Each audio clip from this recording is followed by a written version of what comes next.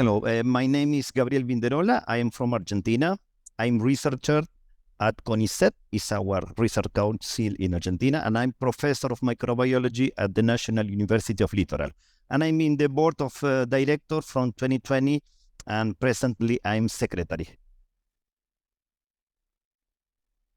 I'm working in different lines. One line has to do with the development of cream for atopic dermatitis based on postbiotics. Another line deals with the development of vegetable fermented drinks, and we are using autochthonous lactic acid bacteria. We are setting a small clinical study on the impact of yogurt on the gut microbiome of Argentinians. And finally, we are collaborating with the MIT, setting a study on the gut microbiome of ancestral communities. In the north of Argentina, we have a Wichis community, indigenous people, and we are trying to look at their microbiome.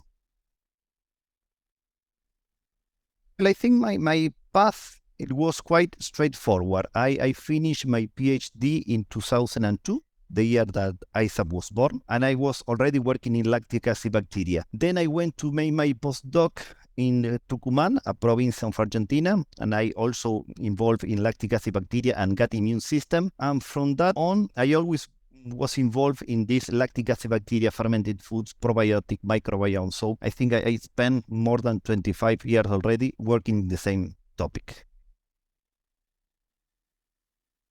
Well, I will mention two things that I consider highlights. One was very early in my career.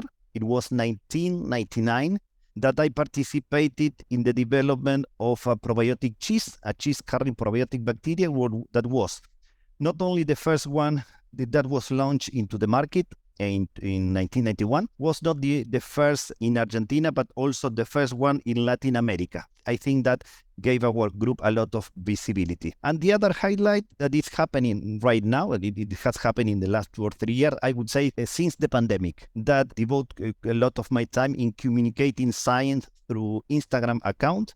I have an Instagram account that reaches more than 100,000 people, all the way down from Mexico to Argentina. And I think it's not only good to make good science, but also to communicate science to the big audience. And you cannot imagine how many people say that with very simple messages, that changed their life. So I think communicate science is really nice. And I think people get a lot of good things, maybe in very simple messages. Well, to be fair, I have to mention 4 people that were really people that gave me not only their knowledge, but also they were very good people in person. I would say my mentor, Professor Jorge Reinheimer, then Gabriela Perdigón. I did my PhD with her. I have a reference in the industry. It's Ricardo Weil from Argentina. He's a reference here in Argentina. And finally, of course, Professor Seppo Salminen, that introduced me to the world of microbiome. So I'm thankful to many, many people, but especially to these 4 people.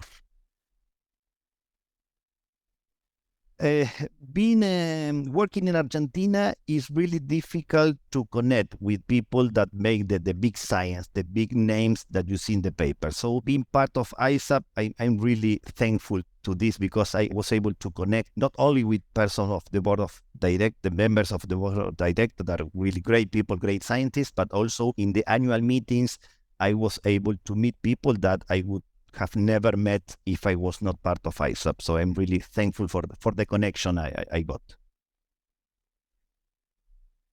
I have to say I work a lot on probiotics, but I really like prebiotics, and especially inulin. If you think in the amount of evidence there is beyond inulin, and the fact that you can put inulin in many different foods, because that gives you a lot of flexibility, I think that inulin is my favorite prebiotic in general, because of the flexibility it gives you to put in different foods.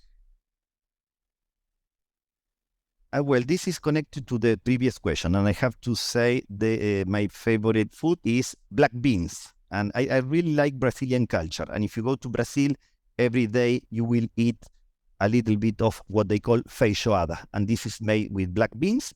And we know that beans, they have a lot of fibers and really support our microbiome. So I would say black beans in the Brazilian food, feijoada.